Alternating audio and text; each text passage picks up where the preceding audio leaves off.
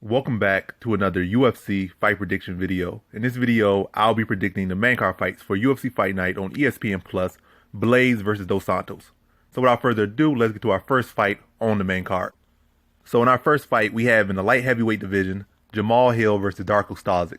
So you got Jamal Hill coming off the Contender Series looking pretty decent. You got Darko Stosic, who was looking like a solid prospect, came to UFC and got one win, and then went on to lose two close decisions. Not the worst way to lose in the UFC, and those decisions definitely could have went his way, but they did not. But that says, don't say too much about him. It says that he's not ready for the upper echelon for sure, because you're on a two-fight losing streak. You're not ready for the real deal competition, but that's not nothing to like really say against his skills. Maybe against his fight IQ a little bit, but not really about his skills. I think he still has solid skills and still can definitely develop into a threat in this division. Jamal Hill looking pretty good, but looking at him right now, I don't see him as any real threat to anybody in the weight class. His striking is not really that high level, and that's really all he has shown. Hasn't shown any real grappling or takedowns, nothing like that, so that's definitely heavily factoring against him. And like I said, he got decent striking, but it's definitely not no high caliber, or even I would even say UFC caliber striking. He does a lot of little blank leg kicks that don't really have no much power on him and kind of slow and telegraph. And then now he's going against a big powerhouse grappler, judoka, and you're doing a lot of slow leg kicks. Don't really got the most power in his punches. I think he throws more kicks than he throws punches, and like, to be honest, or at least is as much as you should. In reality, you should throw more punches than you throw kicks, because kicks, especially MMA, you can get taken down. So you should be doing a lot more punches than you throw kicks. I think it's either about even, or matter of fact, he might throw a little bit more kicks than. Well, I'm gonna say basically, he throws more kicks than he should, and he throws a lot of low kicks. And going against a powerhouse wrestler. I mean, a powerhouse grappler, and Jamal Hill hasn't shown any real takedown ability or takedown defense on any grappling. And until I see it, I haven't seen it. I'm not in his camp, so I can't see that. And now he's going against an experienced UFC fighter. And another thing I don't like about Jamal Hill, he backs up a lot of times straight on a straight line, lowers his hands, and then he might turn his head off to the side a little bit. He doesn't really angle off. He just kind of goes straight back. He moves his head out the way. And that's not really enough to get a defense. That's pretty poor defense in my opinion. And that could get you cracked with straights, cracked with crosses, and it puts you in position to get taken down by a grappler. So you don't back up on a straight line. That allows grapplers to put you against the cage or put you on a straight line. That make their takedowns easier. Right? Going against a grappler like this, they're already throwing a lot of low, slow leg kicks, and then backing up a lot of times when you're pressured. That's going to allow him, you get taken down. Darko Stosic, even though he's lost, he's had a high takedown rate inside of UFC. I think he took down an actual solid wrestler like 9 times in the fight, and he took down, I think, the last one like 4 or 5 times. So I think he's averaging at least 3 or 4 takedowns a fight, and you're going against a guy who backs up straight and hasn't really shown any ability to grapple. So I just going to lead into Darko Stosic in this one. I feel like Hill right now at this moment, those too many leg kicks, back up straight, a lot of stuff, a question about him out, and I don't really feel like he's for that high level of competition. So I think Darko Stosic is going to be a huge leap in competition. I think Hill can certainly evolve into a great fight. I think Hill has a good chance to maybe pick apart Stosic on the feet if he can move around, but his movement obviously isn't that good. His defense obviously isn't that good. If you're moving on a straight line and your feet getting crossed a lot of times, I think that's going to allow him to get in position to get taken down and laid on and beat on. I still think it's a competitive fight, but I think Darko Stosic is going to win it off his takedowns and his control, and also probably his forward pressure, being that bigger, stronger, heavier hitting fighter, and pushing Hill back a lot, holding him against his cage, getting takedowns, and, just winning off control. So in this fight, I got Darko Stosic via decision. Now to our next fight, we have in the women's strawweight division, Hannah Cifers versus Angela Hill. So this was pretty distinct, like I said, pretty clean cut, straightforward right here. I don't see nothing all that spectacular about Hannah Cifers. She's an average-ish fighter. She's obviously in the UFC for a reason, but just to get to the point, she's really just average. I don't think no amazing power, no amazing striking, no amazing grappling, no amazing heart, no amazing this, no amazing that. She's a solid fighter. She's got some good skills, but nothing spectacular.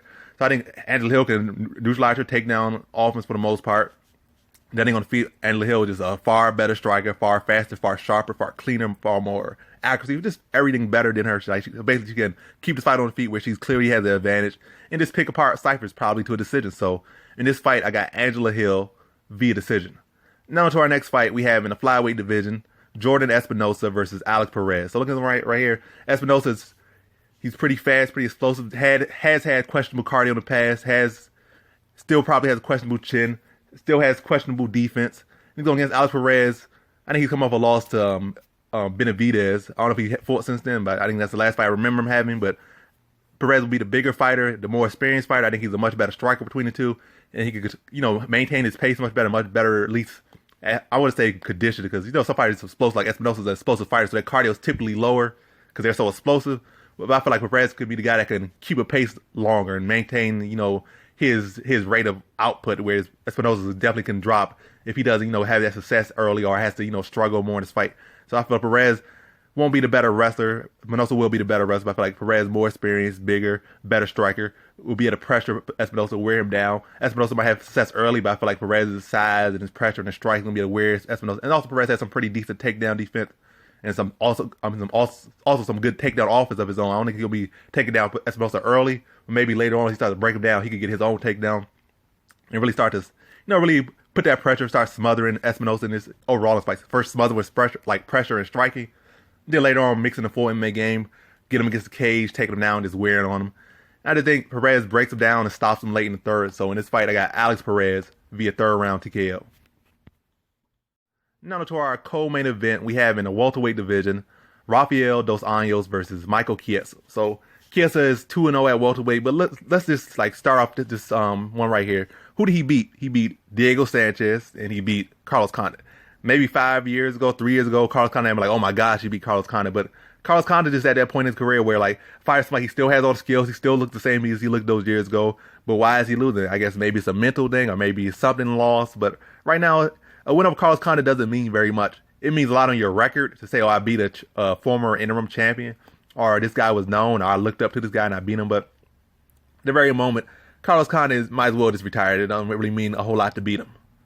And yes, Chiesa beat him and pretty clean and submitted him in a unique way. And then out of the win over Diego Sanchez, all he did was fight a guy that's smaller than him, not as good as a wrestler than him. Pretty much, Diego Sanchez had really no route to beat Chiesa unless Chiesa just decided to just stick his chin up and swing when that's the only way Diego Sanchez would have won. So his 2 wins at welterweight really don't mean nothing. The people he beat don't factor at all in the welterweight division right now. You got Dos Anjos, who was still pretty much in the picture for the title. He just keeps losing to the best people. Only people he lost to at this weight class were the guys that's right around the title. So he lost to Kobe Covington and Kamaru Usman. And he did get them both some competition. Definitely gave Kobe Covington a lot of competition. And didn't make it an easy fight for Usman.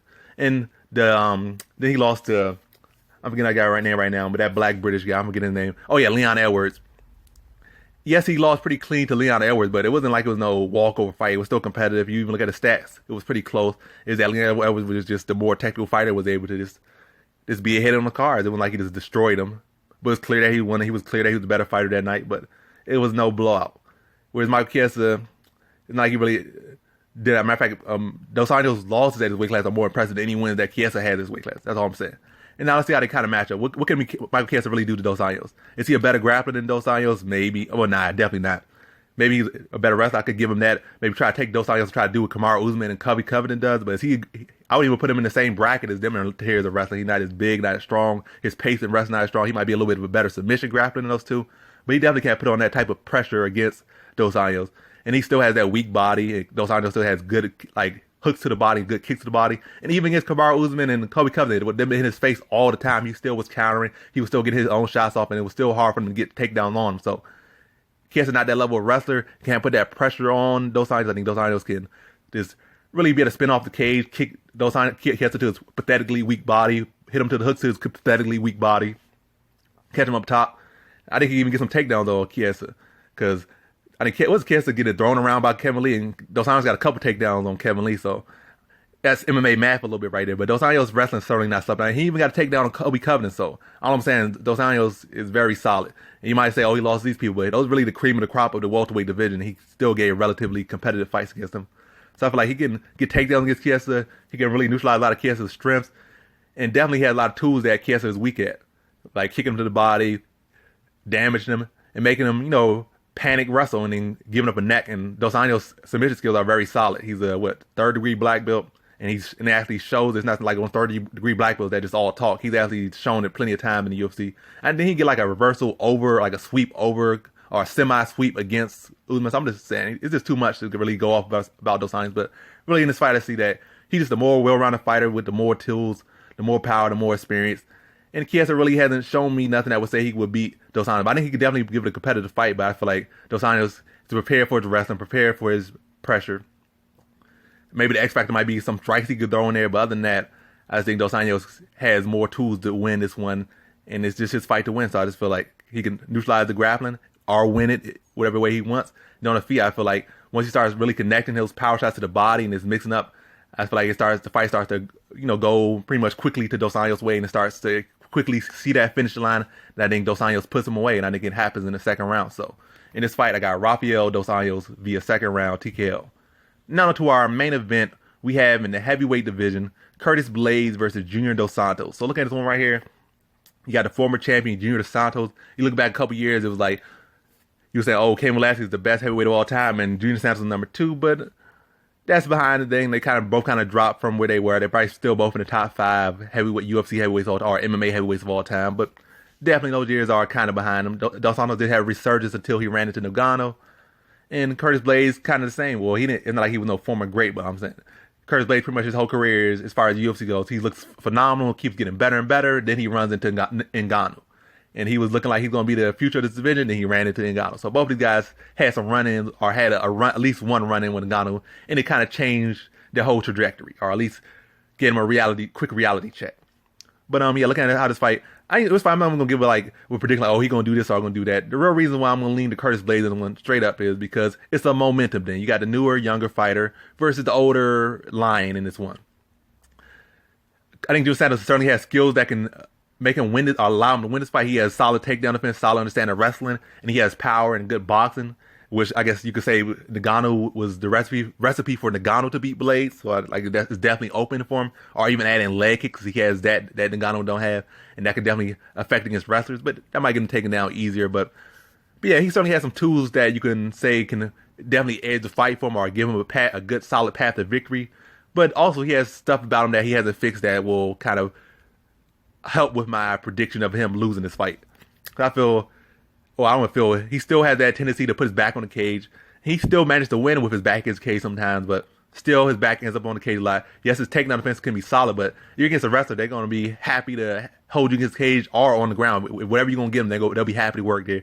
And against cage, Blaydes has some solid body lock takedowns. He has some solid switches to double legs or singles. So against cage, he's still not gonna be free from takedowns. He's gonna be constantly getting worked on against the cage. I think Curtis Blaydes' work rate, his youth, his strength, and his wrestling, and Dos Santos' tendency to put himself on the back of the cage and not really have no Muay Thai clinch, no elbows, or nothing to really get out there, or doesn't show the ability to circle out off the cage. He's gonna be too content to be against the cage, and that's gonna allow Curtis Blaydes to work and just keep working on him and keep putting him on the cage and keep working and wearing on him and tiring on him like Cain Velasquez did, get some takedowns and start beating on him. And also, he's not that Dos Santos anyway of the old anymore, so he's not gonna be able to, be on the cages anymore. It's gonna wear on him even more, break him down even more. He's gonna break down quicker.